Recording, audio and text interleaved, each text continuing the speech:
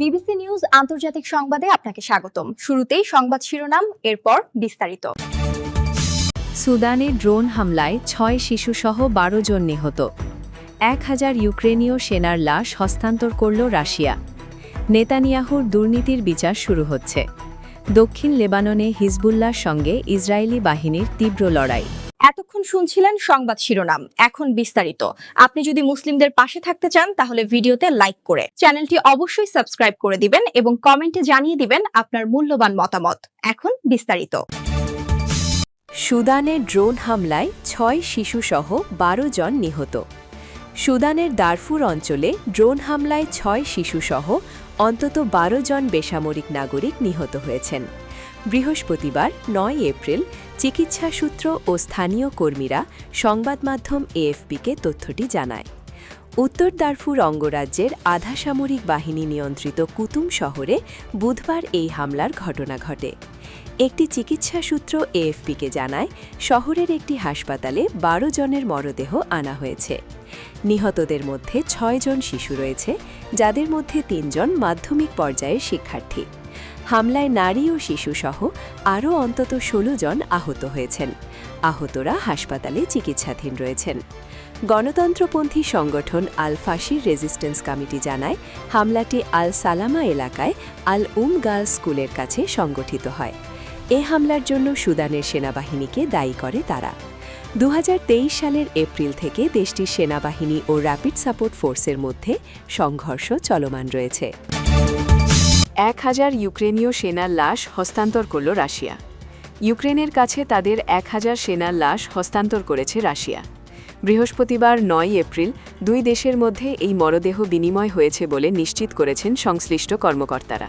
খবর রয়টার্সের। যুদ্ধবন্দী বিনিময় কার্যক্রম পরিচালনাকারী ইউক্রেনের সংশ্লিষ্ট কেন্দ্র টেলিগ্রাম অ্যাপে জানায়, তারা ১,০০০টি লাশ গ্রহণ করেছে। রাশিয়ার দাবি অনুযায়ী এসব লাশ ইউক্রেনীয় সেনাদের। যুদ্ধক্ষেত্রে প্রাণহানির সংখ্যা ক্রমাগত বাড়তে থাকায় এই ধরনের বিনিময় কার্যক্রম গুরুত্বপূর্ণ মানবিক উদ্যোগ হিসেবে বিবেচিত হচ্ছে। অন্যদিকে রাশিয়ার সংবাদ মাধ্যম আরবিসি জানায়, ইউক্রেন ৪১ জন নিহত রুশ সেনার লাশ ফেরত দিয়েছে। রুশ আইন প্রণেতা শামসাইল সারালিয়েভ তথ্যটি নিশ্চিত করেন। চলমান সংঘাতের মধ্যেই দুই দেশ সময়ে সময়ে নিহত সেনাদের লাশ বিনিময় করে আসছে। নেতানিয়াহুর দুর্নীতির বিচার শুরু হচ্ছে। ইরানের সঙ্গে যুদ্ধের প্রেক্ষিতে জারি করা রাষ্ট্রীয় জরুরি অবস্থা তুলে নেওয়ার কয়েক ঘণ্টার মধ্যেই ইসরায়েলের প্রধানমন্ত্রী বেনিয়ামিন নেতানিয়াহুর দীর্ঘদিনের দুর্নীতির বিচার পুনরায় শুরু করার ঘোষণা দিয়েছে আদালত। রোববার ১২ মার্চ থেকে এই বিচার প্রক্রিয়া আবার সচল হতে যাচ্ছে। ইসরায়েলি আদালতের একজন মুখপাত্র এক বিবৃতিতে জানিয়েছেন, রাষ্ট্রীয় জরুরি অবস্থা প্রত্যাহার এবং বিচার বিভাগীয় ব্যবস্থা পুনরায় কার্যকর হওয়ার ফলে শুনানিগুলো যথারীতি শুরু হবে।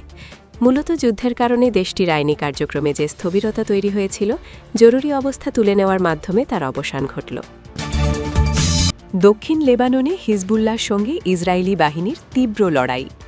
লেবাননের দক্ষিণাঞ্চলীয় সীমান্ত শহর বিনাত জোবেইল অবরুদ্ধ করার জোরালো প্রচেষ্টা চালাচ্ছে ইসরায়েলি সেনাবাহিনী।